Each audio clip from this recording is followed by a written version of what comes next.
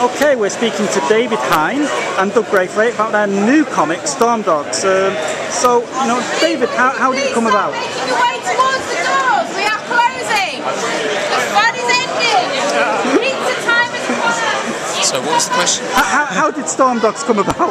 Okay, Storm Dogs is a concept that I've been playing around with for, I'm not even going to say how long, because I'll start showing my age, but for many years I've had this idea of blending science fiction and crime, mystery, with a little bit of noir.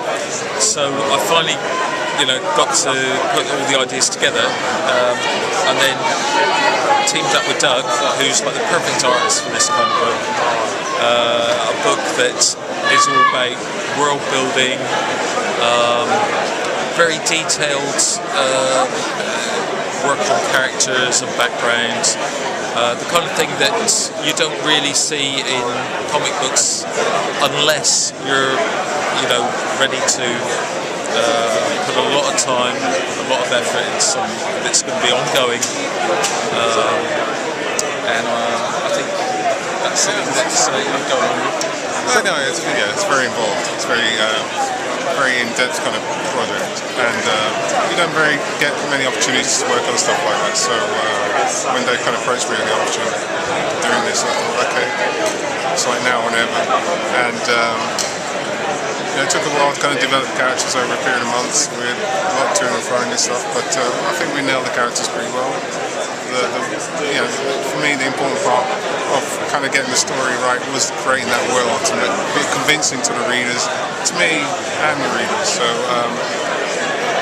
again, it's kind of in development all the time. We're thinking new things all the time while we're working on the books. So how much of a collaboration was it between the two of you on deciding the art style? Because I know you both draw, but you're the main artist on this. I suppose I kind of drove that more than anything else, but I just felt with the type of story David written, I mean, it's a noir story, and there are elements of it which are quite dark and psychological, but at the same time I didn't want to just handle the book like a kind of graphic black and white story, which would have been the normal kind of approach for a lot of artists.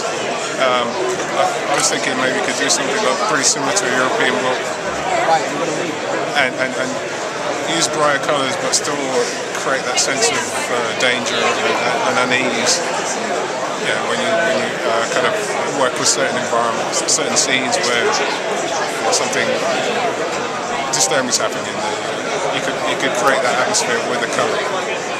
So we had to do a lot of talking about that. No, I mean, the reason that I thought Dougie was perfect for this kind of book is, first of all, he totally gets under the skin of characters. He's also very good at drawing on a kind of spectacular, on a cinematic kind of scale, which for a science fiction book, I think you have to be able to cope with the scale, and that's Doug can do the big scale stuff, and then he can go in for the close, the more intimate stuff. He can do emotion and acting, and there's not a lot of people who can do all of that. So it was a no-brainer really when I knew that Doug was going to be available. It had to be Doug or nothing on this book. For those that are not sort of familiar with it, that maybe haven't read the synopsis or anything like that, how would you describe Storm Dogs? It's sort of like well, it's a kind of crime mystery. It has elements of noir. It's science fiction, and it's kind of old-style science fiction in the sense that we are creating real worlds. It's not fantasy. It's not magic. It's rock solid science fiction world. But it's also the mystery, the murder mystery, which is at the core of the story. Is also very important to me because I love crime as a genre. There's kind of elements of Western because it's a frontier planet. It's basically all the genres that I really love, all put together in one, and it works really well. It doesn't feel forced, I don't think, to be doing that. Perhaps talk about how you develop your main character for the book, or characters. Is there a main character? It's very much, I wouldn't say it's a team book in the sense of the superhero teams, but it's very much an ensemble piece. There are, I guess, 6 core characters, but then around them there's about another dozen or so. And even the minor characters are so well, Doug gets so much under the skin of even the very most minor characters that you just feel like they're all important. So it's a big, it's a big cast of characters.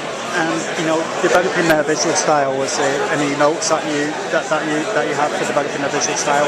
Any ideas? I just wanted the artwork to be clear, not confusing to the reader. I wanted it to be accessible, and people who know my work from previous projects would probably not expect me to approach a story that kind of way, but I just felt that it would suit the kind of feel for the book and the story, and it's a new direction for me, and again I'm kind of learning on the book at the same time.